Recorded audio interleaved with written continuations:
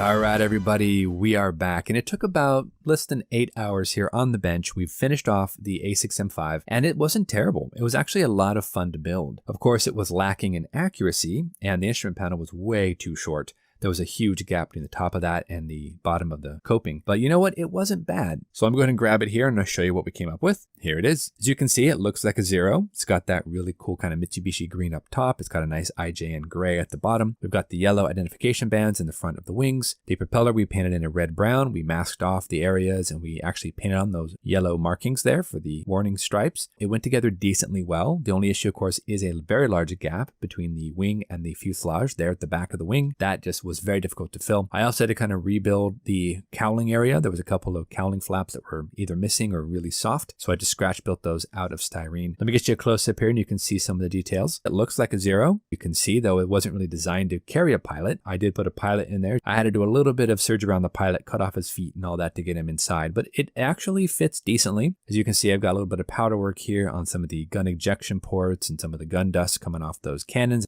and the machine guns. So overall, it isn't terrible. It was actually a really nice little build. Wasn't necessarily the most accurate, most detailed, but again, this is an Academy kit from I think like 1998. So the part fit was a little off here and there, but overall, it's okay. The propeller moved just slightly. Not that you really would want to move this too much, but it does kind of turn a little bit here. Got some easy lines strung in from the aerial back there, and I went ahead and installed the drop tank. I think the guns are a little bit too thick for this scale. They're a bit disproportionate, and the landing gears weren't really that great to go ahead and install, but overall, I mean, it's not terrible. For a kit I got for $5, you know, it actually was a very decent little build. I will say that the one issue I do have with it, of course, is that silly 3-piece cowling. It just adds 2 unnecessary seam lines that took a little bit of time to go ahead and file out, but I did end up getting them completely invisible, so that's great. For that color, I mixed up some Tamiya blue with some Tamiya flat black, airbrushed that. That gives me a nice little like bluish black color. With the pilot in there, you really can't tell that there's hardly any detail whatsoever. And then of course I sealed up the canopy so you would actually see even less of what is missing on the inside. For $5, I say it's not a bad little kit, not necessarily as accurate as I'm sure some of the other kits are, but overall, we got it finished, and we're moving on to the finale, to day number 12. Make sure to come on back, check out the finale. I'm going to try to get it out on Monday. I am a day late with this video, so apologies for that, but we are moving on. Hope you have a wonderful New Year's Eve and restful New Year's Day. Until then, guys, you know the drill. Go out there, get yourself some bench time, have some fun, build something cool, and we'll see you back here on the last episode of Ben Builds 12 Sprues of Kit-mas. We'll see you back here, safe and sound, on Monday. Thanks so much, everybody. Take care. We'll see you soon.